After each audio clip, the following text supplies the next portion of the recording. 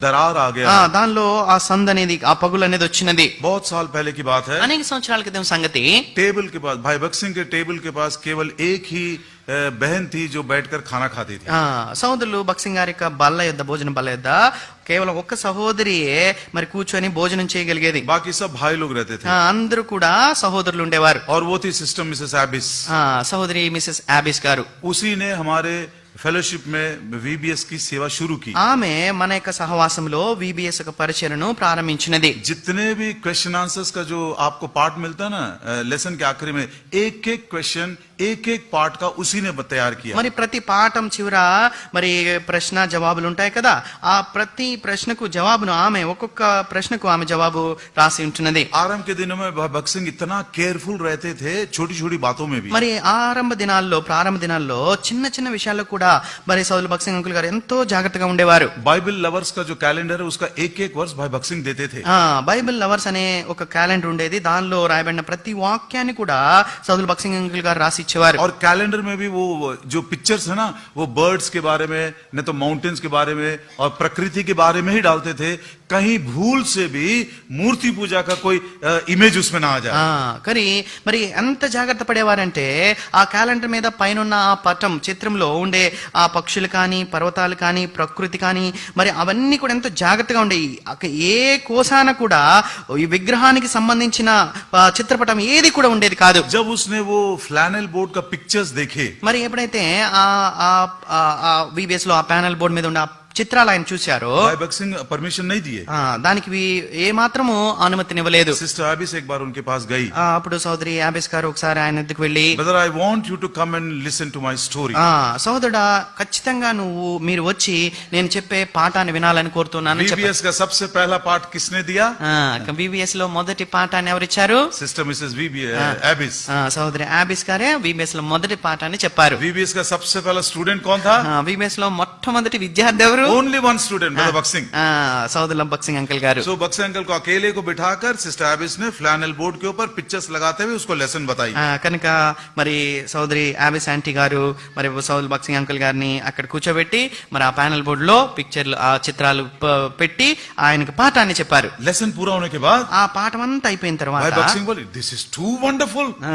సౌల్ భక్సింగ్ అంకుల్ గారు అన్నారు ఇది చాలా అద్భుతంగా ఉన్నది. ओ बिल्कुल परमिशन मिल गया। అప్పుడు అనుమతి దొరికింది. उस साल से लेकर आज के दिन तक वही VBS हजारों स्टूडेंट्स को प्रभु के पास लेकर కనుక ఆ దినం మొదలుకొని నేటి వరకు కూడా అదే VBS వేల కొలది విద్యార్థులకు చేరి ఉంటున్నది. उस मिसेस एबिस से ब्रीच का मतलब क्या सीखेंगे? ఆ యొక్క సహోదరి ఆబిస్ గారి నుంచి ఆ పగులు అంటే అర్థం ఏమిటో మనం నేర్చుకుందాం. उनके फ्यूनरल में मैं भी गया था। हैदराबाद में जब वो गुजर गई थी नारायणगुड़ा सिमेट्री में मैं भी गया था। మరి హైదరాబాద్ లో ఉన్నప్పుడే ఆమె మరి ప్రభునందు నిద్రించినారు. భూస్థాపన కార్యక్రమంలో నేను కూడా ఉండినాను.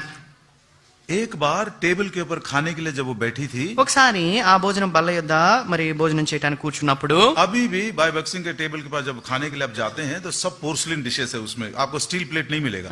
ఇప్పటికీ కూడా ఒకవేళ సౌల్ భక్సింగ్ అంకుల్ గారు ఉండే ఆ యొక్క భోజన బల్ల యొద్దకు వెళ్తే అవన్నీ కూడా ఒక్క స్టీల్ పాత్ర కూడా ఉండదు, అన్ని ఆ పింగాణి ఆ పోర్షన్ పాత్రలు. व्हाइट प्लेट्स आता है ना कप वाला मटेरियल, वो मतलब टूटता भी है वो, लेकिन वही प्लेट्स है।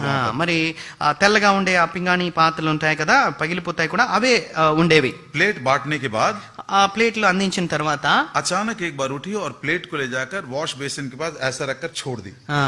మరి అకస్మాత్తుగా ఆమె లేచి ఆ యొక్క ప్లేట్ ను మరి వాష్ బేసిన్ దగ్గర తీసుకెళ్లి పైకి అలా వదిలేసింది. एकदम टुकड़ा को टूट गया। ముక్కలుగా విరిగిపోయాయి. भाई भगत सिंह भी बैठे हैं, సౌల్ భక్సింగ్ గారు उनके साथ 10-12 भाई लोग भी हैं।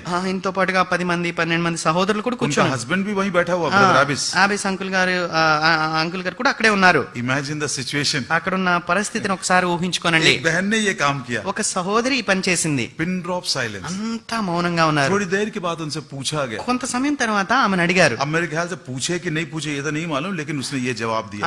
అడిగారో లేదో నాకు తెలియదు కానీ అప్పుడు ఆంటీ గారు ఈ యొక్క జవాబు ఇచ్చారు. Brother the cracks in these porcelain plates is the breeding ground for germs। बोलते ये प्लेट में जो क्रैक्स आते हैं वो ही जर्म्स को पैदा करने में बड़ा मदद करते हैं। సహోదరుడా ఈ యొక్క ప్లేట్ లో ఏదైతే పగులు అనేది సందు అనేది వచ్చినదో ఆ. అదే అక్కడ క్రిములు కీటకాలు అనేవి వృద్ధి చెందటానికి అవకాశంగా ఉంటున్నది. कितना भी साबुन लगाओ वो क्रैक साफ नहीं होते हैं। నువ్వెంత సబ్బు వేసి ఆ యొక్క ప్లేట్ ను శుభ్రపరచడానికి ప్రయత్నించినా మరి అక్కడ శుభ్రం అవ్వదు.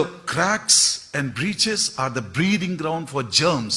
కనుక ఆ పగుళ్ళనేవి సందులనేవి క్రిములు కీటకాలు మరి శ్వాస తీసుకున్నాను అంటే పెరగటానికి అవకాశంగా ఉంటుంటాయి. मेरे ख्याल से वो क्रैक्स को हम डील नहीं करने के कारण वहीं पर जर्म्स पैदा होते होते होते बीमार भी पड़ गए, कमजोर निर्बल हो गए और बहुत सारे प्राण को भी खो दिए हैं। కనుక ఆ పగుళ్లను ఆ సందులను సరైన రీతిలో వాటిని మనం వ్యవహరించని కారణం చేత ఆ క్రిములనేవి పెరిగి పెరిగి పెరిగి మరి అవే రోగాన్ని తీసుకొని వచ్చినాయి, మరణాన్ని కూడా తీసుకొని వచ్చినాయి. It may be a breach in doctrine. సిద్ధాంతములో ఒకవేళ పగుళ్ళు కావచ్చు, There is a breach in unity. మరి ఐక్యతలో పగుళ్ళు కావచ్చు, There is a breach in relationships. సంబంధాల్లో పగుళ్ళు కావచ్చు. नए नियम के कलीसिया से हम सीखेंगे। ప్రియులరా, నూతన నిబంధనలో ఉన్న సంఘం నుంచి మనం నేర్చుకుంటాం. सो ध्यान देंगे प्रियो, प्रभु का प्रॉमिस है, I will fill up the breach. मैं सारे दरारों को भर दूंगा, सारे जर्म्स को मैं वहां से खत्म कर दूंगा। కనుక ప్రభు యొక్క వాగ్దానము ప్రియులరా మీరు జ్ఞాపకం పెట్టుకునండి. ప్రభు అంటున్నాడు వాటిని నేను బాగు చేస్తానని ప్రభు అంటున్నాడు. అంటే ఆ సందుల పగులన్నిటిని నేను నింపుతాను, అక్కడ ఉన్న క్రిములు కీటకాలన్నిటినీ కూడా నేను నాశనం చేస్తాను అంటున్నాడు. My children understand me more than myself. నాకంటే ఎక్కువగా నా పిల్లలు నన్ను బాగా అర్థం చేసుకుంటారు. बार बार बोलते हैं, डैडी कभी मत बोलना, मैं 5 मिनट दूंगा। డాడీ నువ్వు ఎప్పుడు 5 నిమిషాల్లో వాక్యం చెప్తానని మాత్రం చెప్పొద్దని అంటారు. मैं बोलता I will prove that I will stay for 5 minutes only. నేను అప్పుడప్పుడు అంటాను, నేను నిరూపిస్తాను 5 నిమిషాలు నేను నిలబడగలను చెప్పగలనని అని. वो मुझसे ज्यादा अच्छा समझते हैं। కనుక నాకంటే ఎక్కువగా వారు నన్ను అర్థం చేసుకుంటారు. 5 का 15 हो गया।